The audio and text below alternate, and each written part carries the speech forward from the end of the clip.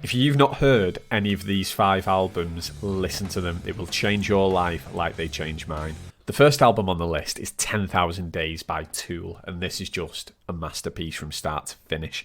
I first heard this when I was 13 in high school, and I was probably the only person in a British high school listening to Tool at this time. If there's others out there, please let me know. Just the construction and the beauty of the progressive metal sound encapsulated in one album. Danny Carey is obviously one of the most notorious drummers now in world history, I think. But when I first heard him, I just couldn't stop. I couldn't stop listening to it. I'd listen to that album from start to finish over and over again. Personal favourites on that. They are a bit cliche, but Jambi, The Pot, and Rosetta Stone, because that is just do do do do do. All right then. Next album on the list is a double album.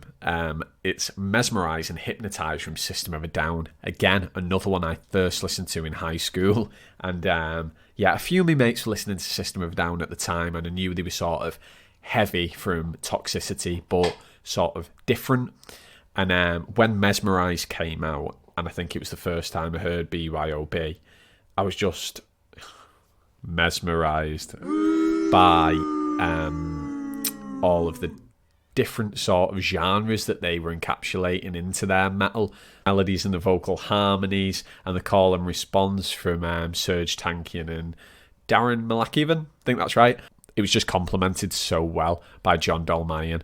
I grew up watching sort of those music videos on Scores, on Kerrang, and it just really strikes a chord with me, that. Next album on the list is ObZen by Meshuggah, and this is all to do with Thomas Hark. I remember watching the YouTube video for Bleed for the first time, and now that's become, obviously, as famous as it is now. The fact that such heavy music and such complicated music could all be in 4/4 just blew my mind.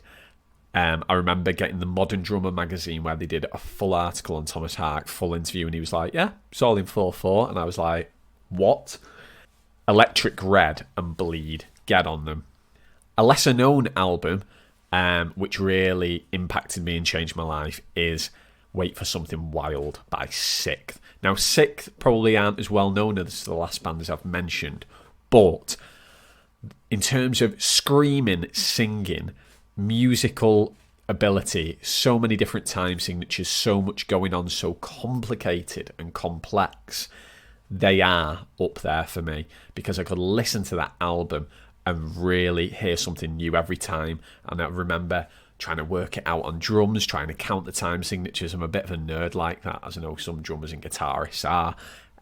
But in terms of just pure, brutal rawness, if you listen to Hold My Finger, that just encapsulates what that album is about. Love it. Next album on my list is Murder Noms by A Perfect Circle, and I got into these through Tool. Obviously, Maynard James Keenan is the vocalist for both Tool and A Perfect Circle, and it was sort of like not a diet Tool, but just a more sort of mainstream feeling, sort of shorter songs of extravagant with the use of strings. There's a lot of violins going on, a lot of beautiful music really, but metal at the core.